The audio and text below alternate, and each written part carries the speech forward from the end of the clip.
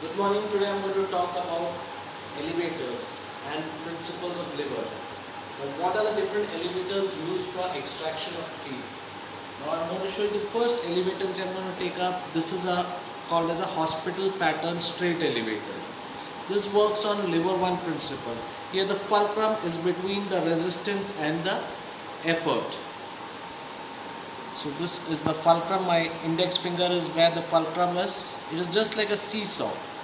Now if the fulcrum is towards the load, as the fulcrum moves towards the load or resistance and the effort arm is longer than the resistance arm, the mechanical advantage is more. This is based on lever 1 principle. As you can see down, it has been explained. Now what other principle does this work on? This instrument is used to wedge between the molars. So it uses a wedge principle as well as a lever 1 principle. This is used to extract the 7th and the 8th teeth, but usually not used to extract the first molar. The reason being that theoretically though is supposed to take the interdental bone as a support, but many a times it takes support of the teeth as a whole. So what will happen if you go to extract a molar teeth is that you might give a free extraction of the premolar teeth. That ends with the first elevator. Now this is the second elevator. It is called as a Coupland or a ossisector.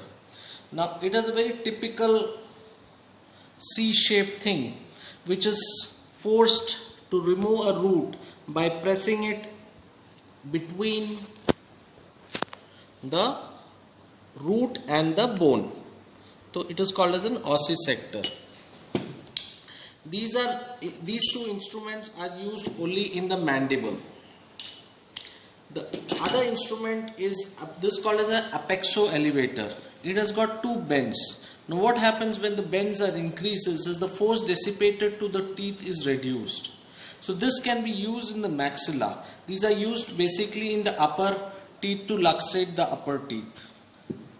This is used at both the mesial end and the distal end. This is the working edge of the instrument. This is called as a Cryas. Now Cryas is an instrument which is used when one root is removed and the other root is remaining.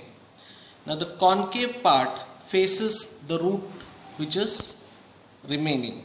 For example, if this is the mandibular, now this is the right side 4th quadrant. If this is placed in the distal socket of the molar, in the first rotation it breaks the interdental bone. The second rotation it will extract the mesial root.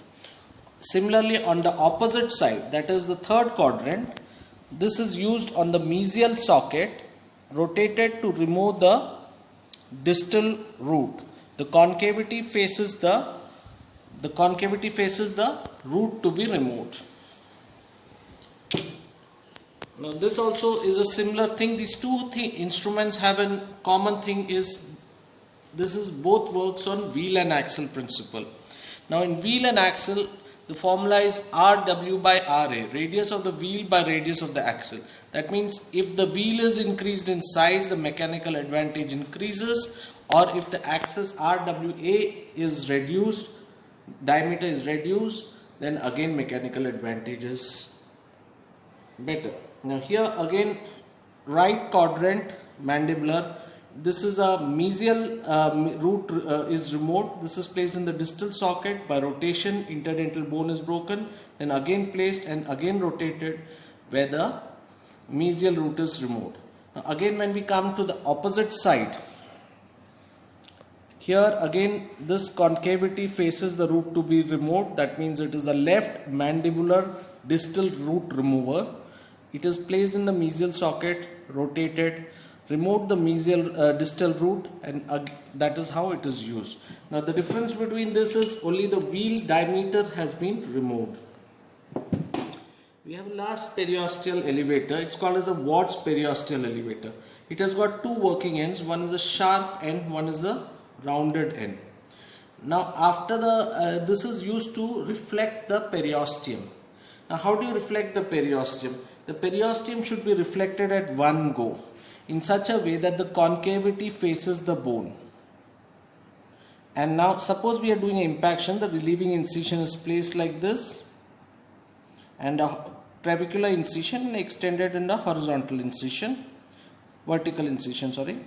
So we place the concave portion of the warts periosteal on the mucosa and we elevate it like this without leaving the bone. The bone has to be in constant contact with the convex surface in this manner.